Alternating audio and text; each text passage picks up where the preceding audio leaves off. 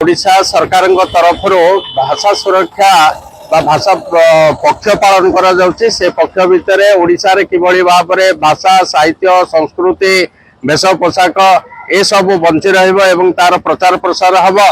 जो सरकारी बेसरकारी अनुष्ठान मानकरे जो नाम फलक इंग्राजी हिंदी रे लिखा जाउछि ताको हटेई केमते ओडिया भाषा को रक्षा करा जिवो एवं नाम फलक गुड़िक ओडिया रे लिखा जिवो। सेति आज साहित्य सिंधुरा एवं भाषा सुरक्षा परिषद बाणपुर बालुआ तरफ ए रैली आमर चली जनसाधारण को आम सूचित को चाहूँ जनसाधारण को व्यवसायी भाई मान को जनाऊँ जे ओडिशा रे भाषा बंचिले आमे बंचिबा। तेणु भाषा सुरक्षा पाई आज समस्ते आमर नेम प्लेट होर्डिंग ए सब ओडिया रे लिखवा पाई आमे आज आह्वान करूचु।